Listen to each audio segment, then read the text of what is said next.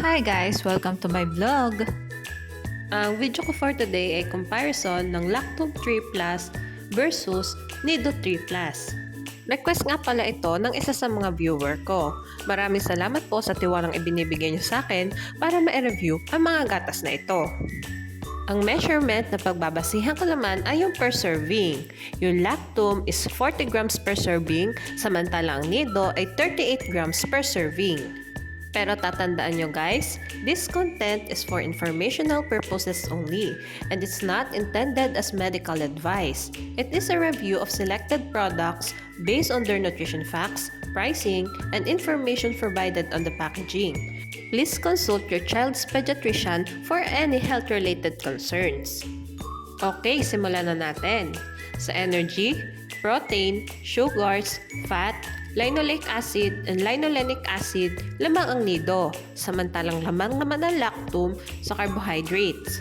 Sa Nido, may naka-indicate sa nutrition facts nila na saturated fats and trans fat, samantalang hindi ito naka-indicate sa nutrition facts ni Lactum.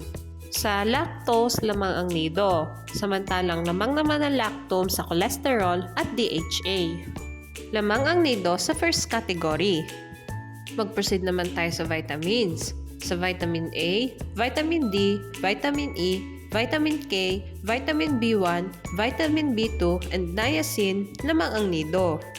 Sa vitamin B6, vitamin B12, biotin, pantothenic acid, and folic acid, lamang ang Nido.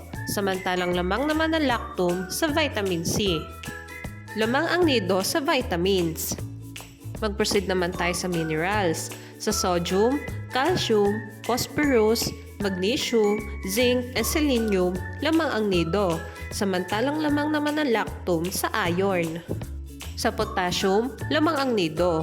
Ngunit wala itong chloride, copper, and manganese. Samantalang lamang naman ang Lactum sa iodine, chloride, copper, and manganese. Lamang ang Lactum sa minerals. Sa other nutrients naman tayo. Ang Nido ay walang phospholipids at sphingomyelin, ngunit meron itong prebiotic. Samantalang ang Lactum ay may phospholipids at sphingomyelin, ngunit wala itong prebiotic. Lamang ang Lactum sa other nutrients. Magtungo naman tayo sa price na parehas kong kinuha sa Lazada. Paalala guys, pwede magbago ang presyo ng dalawang gatas na ito, depende kung saan store nyo sila titingnan. Sa parehas nga nilang bigat na 2 kilograms ay mas mahal ang Lactum ng 120 pesos compare sa Nido.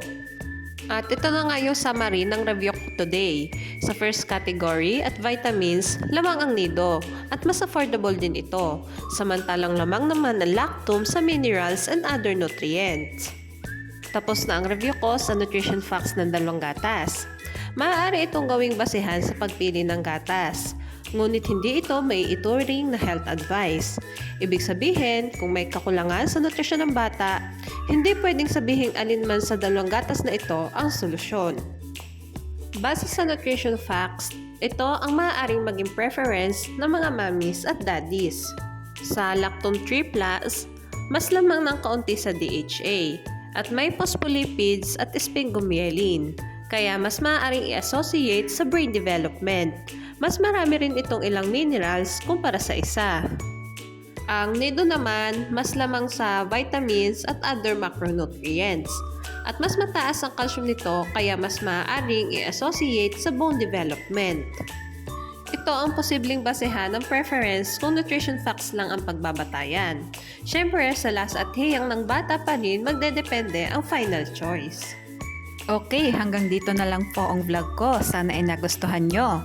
Thanks for watching. Please like and subscribe for more videos.